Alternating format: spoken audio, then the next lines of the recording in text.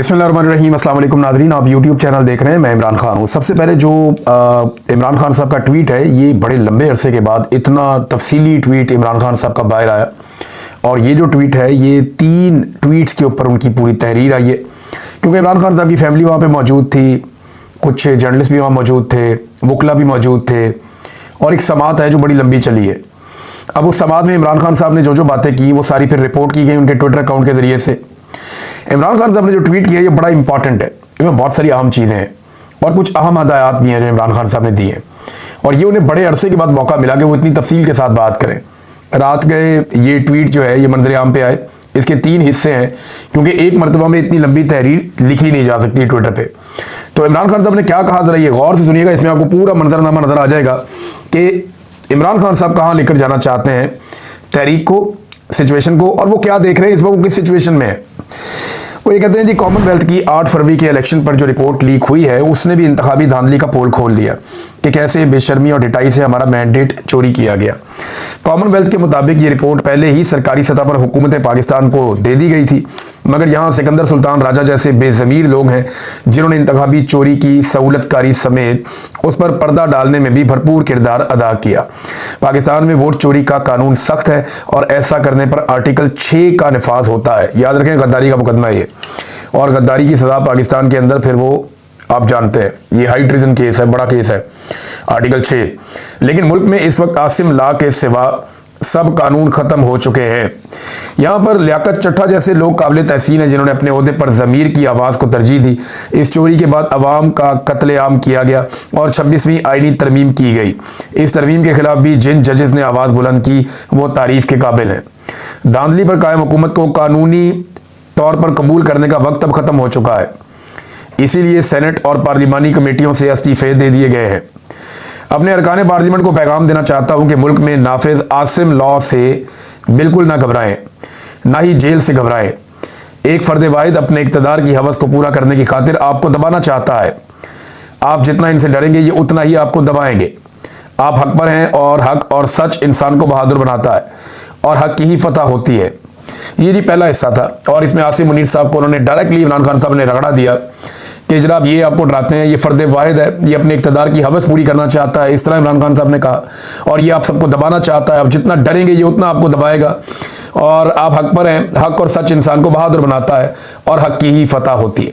अब आ जाए इसका जो दूसरा हिस्सा ट्वीट का, उसमें इमरान खान साहब ने अब अफगानिस्तान, पाकिस्तान और ये जो अमन व अमान के और दहशतगर्दी के मामलात हैं, इनको एड्रेस किया है। अफगानों और कबायली अवाम के साथ भी 9 मई की तर्ज पर ही एक फॉल्स फ्लैग रचाया जा रहा है। जब से आसिम मुनीर को चार्ज मिला है, अफगानिस्तान के साथ ताल्लुकात जानबूझकर बिगाड़े जा रहे हैं और उन्हें मुसलसल पाकिस्तान से जंग शुरू करने पर उकसाया जा रहा है, ताकि मौजूदा अफगान हुकूमत की मुखालिफ लॉबी को खुश किया जा सके और मगरिब के सामने एक निजात दहिंदा बनने की कोशिश की जाए। सबसे पहले अफगान हुकूमत को संगीन धमकियां दी गई, फिर मजहबी, इखलाकी और पनागज़ीनों के आलमी हकूक़ की खिलाफ वर्जी करते हुए 3 नस्लों से पाकिस्तान में मुकीम अफगान भाइयों को धक्के देकर मुल्क से निकाला गया। उसके बाद अफगानिस्तान की सरजमीन पर हमले किए गए और अब ये कहकर दहशतगर्द आ गए हैं, कबायली इलाकों में ऑपरेशन लॉन्च कर दिए गए हैं। इन पॉलिसियों की वजह से हर जानिब हमारे ही लोग शहीद हो रहे हैं। पुलिस एहलकार, फौजी और आम बेगुनाह लोग जो शहीद हो रहे हैं, सब हमारे अपने हैं।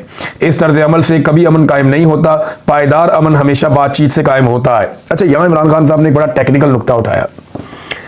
पाकिस्तान में तो दहशतगर्दी होती है ना, तो ये सारे लोग या जो भी टाउट हैं एस्टेब्लिशमेंट के या मौजूदा रजीम के जो सहूलतकार हैं या जो बेनिफिशरी हैं, वो सारे या मिलिट्री एस्टेब्लिशमेंट के लोग, ये कुछ चंद लोग ही हैं। सारी फौज तो ऐसे नहीं सोचती, ये चंद लोग हैं।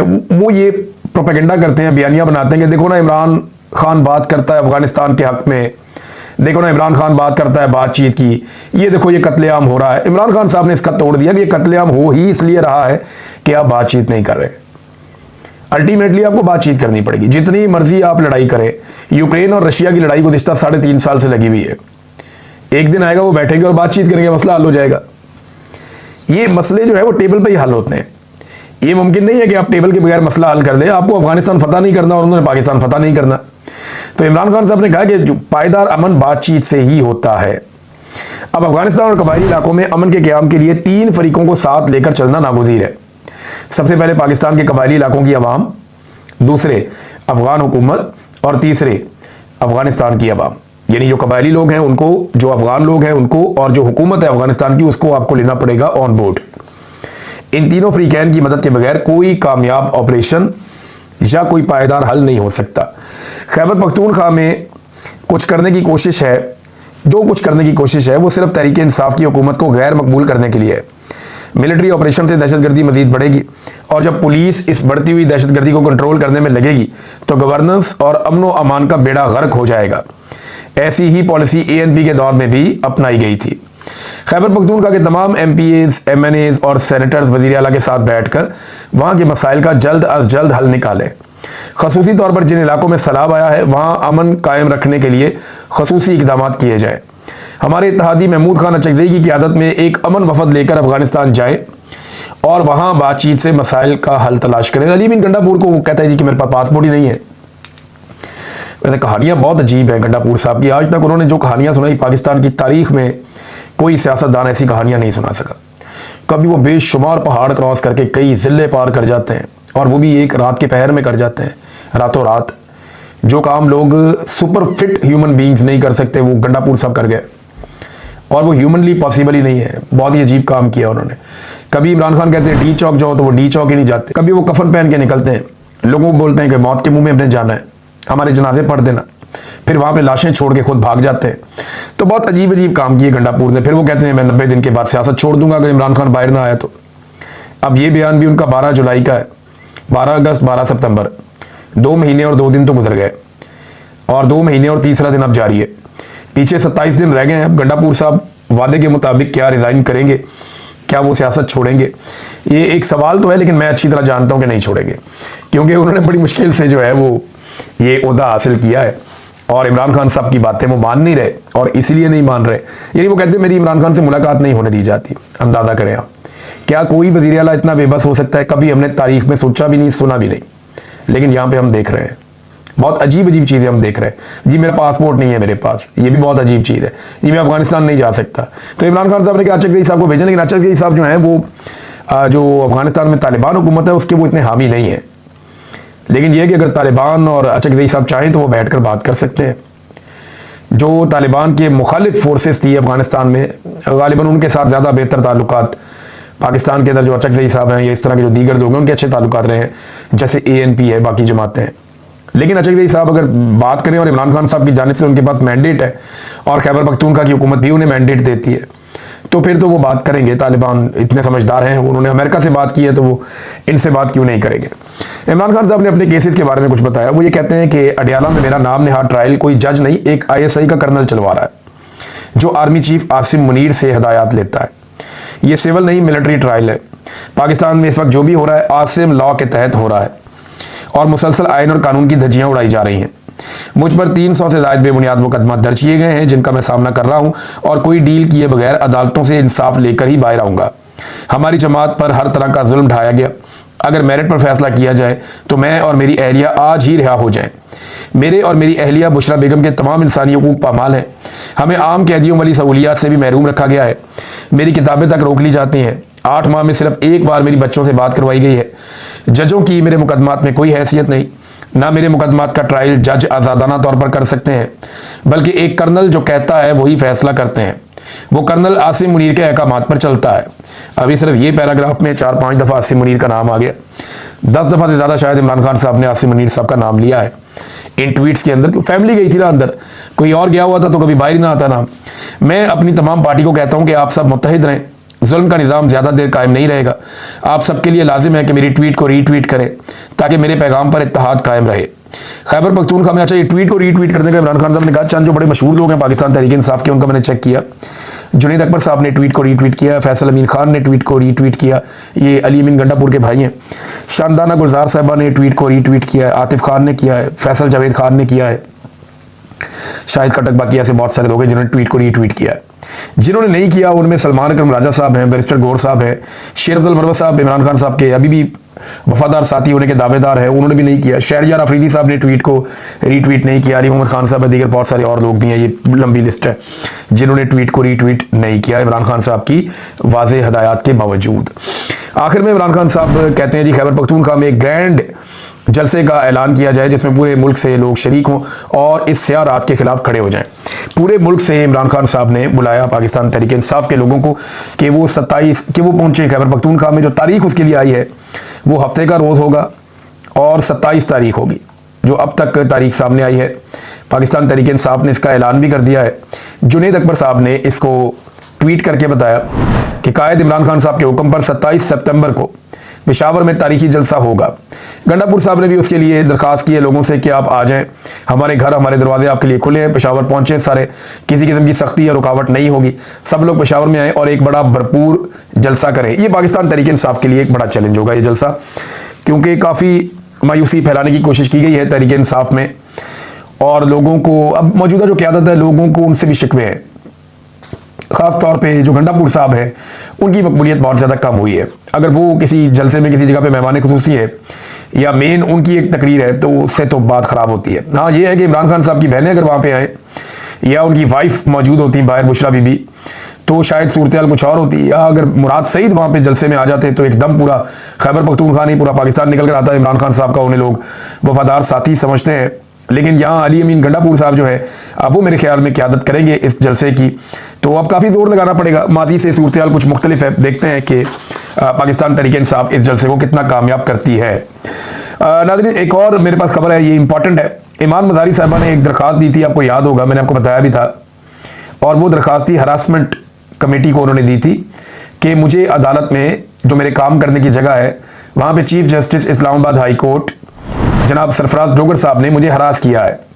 और उन्होंने कहा था ईमान मज़ारी के शौहर को मुखातिब होते हुए कि इसको समझा लो, मैंने पकड़ लिया ना तो ये एक तरह की धमकी थी। तो उन्होंने कहा जी मुझे हरास किया गया है, ये हरासमेंट है, मेरे काम करने की जगह पे मुझे हरास किया गया है और ये रवैया दुरुस्त नहीं है।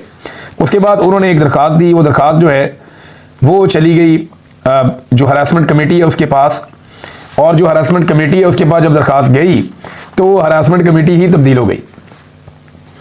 ये जो था ना, ये बड़ी ब्रेकिंग न्यूज़ है और आपको यहाँ से अंदाज़ा हो जाएगा कि पाकिस्तान का निज़ाम चल कैसे रहा है। हुआ ये था कि जुलाई में 17 जुलाई को सरफराज डोगर साहब ने एक काम किया था कि जस्टिस समन रफत इम्तियाज़ साहिबा को बनाया था कॉम्पिटेंट अथॉरिटी या सरबराह बनाया था इस्लामाबाद हरासमेंट कमेटी का। अब उन्होंने जो है वो इस कमेटी के अंदर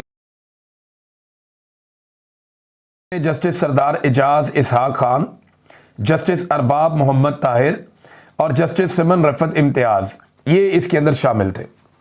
अब इस कमेटी के अंदर दरख्वास्त दे दी ईमान मज़ारी साहिबा ने, जो मौसूल भी हो गई। अब बजाय इसके कि ये कमेटी उस दरख्वास्त को सुनती और फैसला करती कि चीफ जस्टिस के खिलाफ क्या एक्शन लेना चाहिए, और उन्होंने एक खातून वकील को हरासमेंट उनकी की है। इस पर बहुत सारी खवातीन ने लिखा भी, सुप्रीम जुडिशल काउंसिल को भी लिखा गया, बहुत सारी जो खातून वकला हैं उन्होंने भी लेटर्स लिखे, जो बार काउंसिल्स हैं उन्होंने भी इसके ऊपर मजम्मत की कि ये रवैया बहुत ही बदकिस्मती है जिस तरह का रवैया सरफराज डोगर साहब ने रखा ईमान मज़ारी साहबा के साथ। अब हुआ ये कि अदालतें रात को भी काम करना शुरू हो गई। गुज़िश्ता रात गए इस्लामाबाद हाई कोर्ट में हरासमेंट कमेटी की सरबराह को तब्दील करने का नोटिफिकेशन जारी कर दिया गया। ये जनाब नोटिफिकेशन है, यानी जुलाई के अंदर उनको बनाया, 17 जुलाई को 2 महीने से पहले तब्दील कर दिया। यानी कोई और हरासमेंट का वो केस सुनती या कुछ भी होता तो वो काम चलता रहता, क्योंकि चीफ जस्टिस ने हरासमेंट की है। अब उनका मामला आया तो साथ ही देखें ना, ताकतवर के लिए कानून कुछ और है, कमज़ोर के लिए कानून कुछ और है। जस्टिस याह्या अफरीदी साहब को आईने में जाकर देखना चाहिए कि उनकी नाक के नीचे chief justice Islamabad high court क्या कर रहे हैं। यानी यहां पे ताकतवर के लिए कानून कुछ और है, कमज़ोर के लिए कानून कुछ और है। हरासमेंट कमेटी बनाई गई, एक खातून जज को उसका सरबराह बनाया गया, काम चल रहा था। लेकिन जैसे ही एक बड़ी मछली उसके अंदर फंसी, जैसे ही एक ताकतवर उसके नरगे में आया, जैसे कि जस्टिस सरफराज डोगर, तो उस ताकतवर ने अपने इख्तियार को इस्तेमाल करते हुए वो खातून जज साहिबा को उस कमेटी से आउट कर दिया।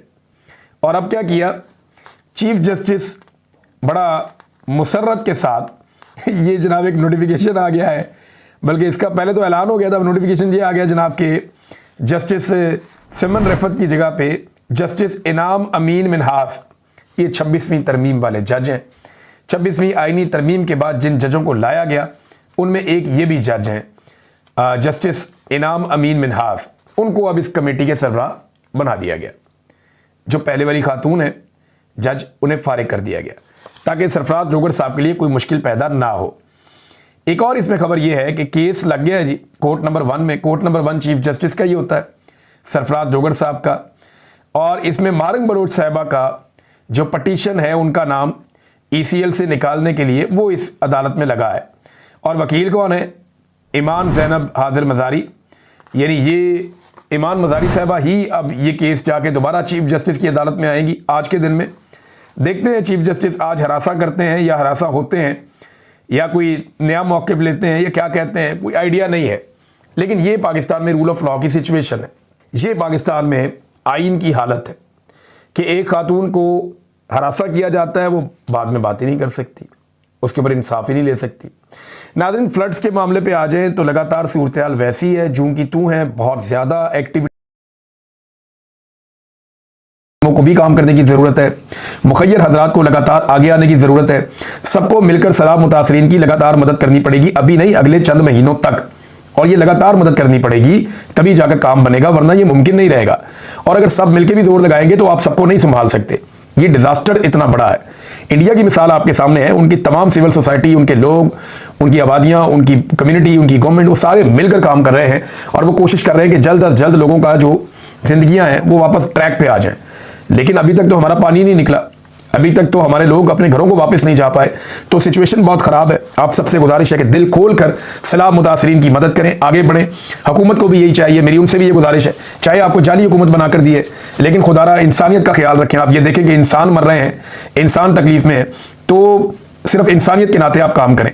नाज़रीन, जहाँ सिंध में बहुत बड़े बड़े कारनामे होते हैं ना, यहाँ एक और कारनामा भी आ गया। लेकिन इससे पहले बताऊँ, इमरान खान साहब की जेल में मुलाकात भी है और मुलाकात के लिए अब जो नाम दिए गए हैं वो नाम मैं आपको बताता हूँ। बैरिस्टर गौर को, सलमान अगम राजा, काजी मोहम्मद अनवर और न्याजुल्लाह न्याजी, मोहम्मद अली बुखारी और अली जमान, ये जो लोग हैं 6 लोग, इन्हें इमरान खान साहब की मुलाकात के लिए चुना गया। आज के दिन ये मुलाकात होनी चाहिए थी, लेकिन पता नहीं ये मुलाकात होती है नहीं होती, लेकिन ये नाम हमारे सामने आ गए हैं। नाज़रीन, सिंध का एक बड़ा मज़ेदार कारनामा मैं देख रहा था। सैफ अहमद पीरज़ादा साहब हैं, इनको पहली पोजीशन मिल गई थी। कहाँ से? ये डिग्री कॉलेज है, ये गवर्नमेंट डिग्री कॉलेज है कराची में। इन्हें जनाब पहली पोजीशन मिल गई सैफ अहमद पीरज़ादा को। और मज़े की बात यह है कि इस तालिब इल्म का कभी दाखिला ही नहीं हुआ कॉलेज में, लेकिन इसको पहली पोजीशन मिल गई। जो प्रिंसिपल हैं गवर्नमेंट डिग्री कॉलेज के, उन्होंने बताया कि कमिश्नर और डिप्टी कमिश्नर दोनों वहाँ मौजूद थे इस मौके पर। तो मैंने उनको बताया कि ये तालिब इल्म का कोई रिकॉर्ड ही नहीं है हमारे पास, ये तो हमारे इदारे में कभी पढ़ता ही नहीं रहा, मगर फिर भी उन्होंने इस पर तवज्जो ना दी और इस तालिब इल्म को जनाब पहला इनाम या पहली पोजीशन दे दी गई। और बताया जाता है कि मुबैना तौर पर ये आसिफ अली जरदारी साहब के सिक्योरिटी इंचार्ज अल्ताफ अहमद पीरज़ादा के साहबजादे हैं। ये है नाज़रीन पाकिस्तान में रूल ऑफ लॉ, पाकिस्तान में एजुकेशन का सिस्टम। और सिंध जो है वो एक के बाद एक रिकॉर्ड कायम करता है और हम देखते रहते हैं। अब तक के लिए इतना ही, अपना ख्याल रखिएगा, अपने इस चैनल का भी। अल्लाह हाफ़िज़।